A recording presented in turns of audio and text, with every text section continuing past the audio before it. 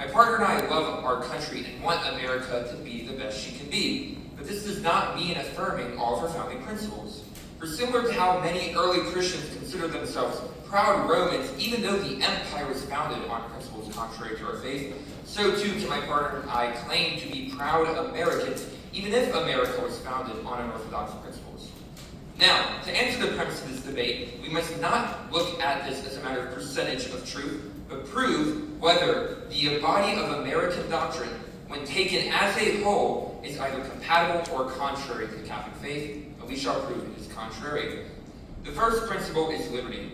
The idea that man has from God individual freedom to act as he will in all private and many public acts, specifically in speech, the press, beliefs, and religion, insofar as they do not infringe on the rights of others. Washington, in his letter to the Baptist churches, states that every man conducting himself as a good citizen is accountable to God alone for his religious opinions.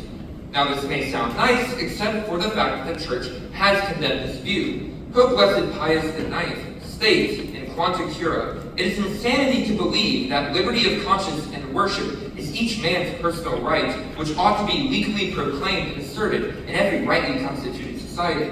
Pope Leo XIII, when talking about freedom of speech, says in Libertas Praestantissimum that while men have a right freely and prudently to propagate throughout the state what things soever are true and honorable, lying opinions and vices which corrupt the heart and moral life should be diligently repressed by public authority.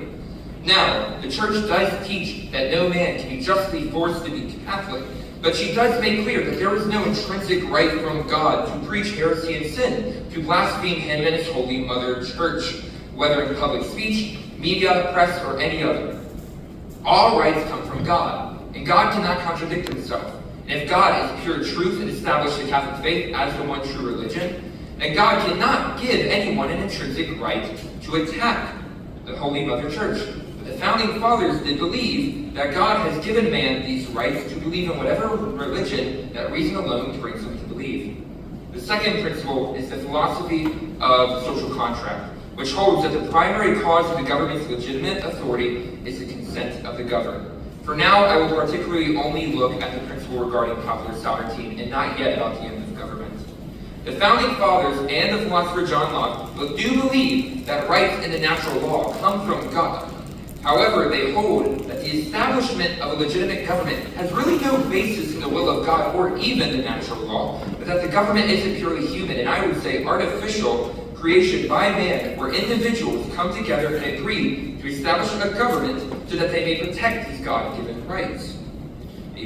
James Madison in Federalist Paper 46 says, "Ultimate authority, wherever the derivative may be found, resides in the people alone." John Adams states this more poetically, that the people are the fountain of power. The Church obviously has condemned this as well. For Leo XIII, in his encyclical De Eternum Illud, states that the social contract is a falsehood and a fiction, that it has no authority to confer on political power such great force and dignity. And goes on to attack contractarian philosophers too, saying, "They who say that this power depends on the will of the people err in opinion."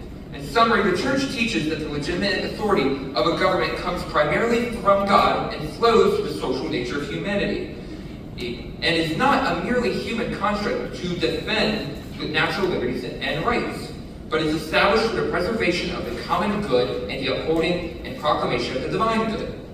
The third principle is that of the rule of law, that the United States of America is to treat all citizens' beliefs and real institutions equally under the law, such that the federal government must be indifferent to differences between religion, once again, insofar as they do not infringe on the rights of others. As Catholics, we of course hold that all humans are created equal in dignity.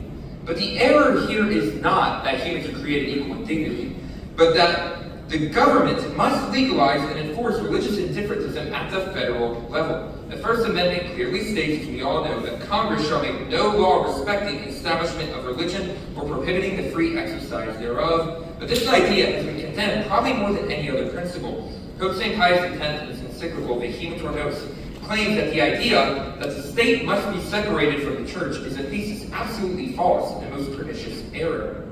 Pope Pius XI in Quas Primas also condemns the religious indifferentism of the state, claiming that not only private individuals, but also rulers are bound to give public honor and obedience to Christ. This obligation to give public honor specifically to Christ as King is placed without ambiguity on all political leaders and leaves no room to for simply having it at state level. The fourth principle is the right of revolution. The claim that the governed always have a right to revolt against an unjust government. Now, it is true that the church has in some instances permitted a just revolt against tyrants. The Catholic counter-revolution in 18th century France against the regime is one of these examples. But these are to be considered exceptions to and regarding the defiance against tyranny, and not the norm for how to deal with an unjust government. St. Thomas Aquinas states in his treatise De Regno, chapter 7, that if the excess of tyranny is unbearable, some have been of the opinion that it would be an act of virtue for strong men to slay the tyrant and to expose themselves to the danger of death in order to set the multitude free. But this opinion is not in accord with Catholic teaching. He goes on to claim that only legitimate authorities, such as those already recognized as having power over the government, have a right to depose the tyrant, and that this right is not in the hands of the governed as a whole. This is very different from the views of the Founding Fathers, who echo, along with John Locke, that the right that revolt is the right of the people, saying in the Declaration that it is the duty of the people to rebel against a despotic leader. But for us, Catholic revolution is not a right, but our last potential resort against some tyranny that fits a specific criteria for just war. The final principle I will treat for now is that of private property, which teaches that since man owns himself, whatever he mixes his labor with becomes his property to be used as he wills. Like all the previous principles, the founders of the church use similar terms but have completely different contrary meanings. We see the errors of this principle demonstrated most by John Adams' defense of the Constitution, where he proclaims, and I quote, "The moment the idea is admitted into society that property is not as sacred as the laws of God, anarchy and tyranny commence." Whether you admire the Founding Fathers or not, I think we can all agree that the claim that private property is equal to sacred laws of God is blasphemy. But Madison leaves no room for distributive justice either, as the church teaches, as he claims in his treatise on property that it is unjust when a man's property is seized for the service of the rest. Now, obviously, the church affirms a right to private property, but this right is not inalienable and absolute. For St. John Paul II states in Laborum Exercens, the means of production cannot be possessed against labor. They cannot even be possessed for possession's sake, because the only legitimate title to their possession is that they should make possible the achievement of the universal destination of goods. The church has always taught that private property is not merely an individual's right for an individual's usage, but to be used for the sake of the common good, that it is an abuse of this right if one were to use it for only his advantage. The Catholic Church defends private property from the individual abuses in it, while the Founding Fathers leave no wiggle room for just distribution of property in either theory or practice. Now, there are many other quotes I can quote from, but our opponents may point out that the founders and the church all support things like liberty, rights, and property. But we do not believe this will suffice to prove their compatibility. While the American Founding Fathers and the Catholic Church both uphold shared ideals, they both have different belief systems regarding how these terms are actually defined. The Catholic definitions of these principles are, of course, wholly true and orthodox, while the Founding Fathers' principle definitions are sadly erroneous, false, and against Catholic Orthodoxy. My friends, once again, I do not wish to bash my country, and I certainly do not wish to bash our founders, for they are just as much of my fathers as they are yours. And the founders have had numerous wonderful effects on world history because of America and displayed many virtues.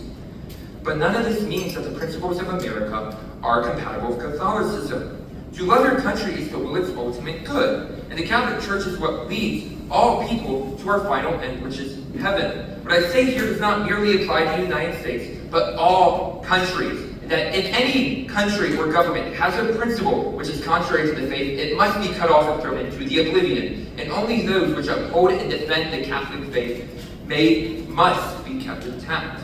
As I said earlier, the Church Fathers claimed to be proud Romans, even when the Roman Empire's pagan principles caused them to have a wicked persecution. Therefore, we should be proud Americans despite the founding principles, while also not affirming these principles.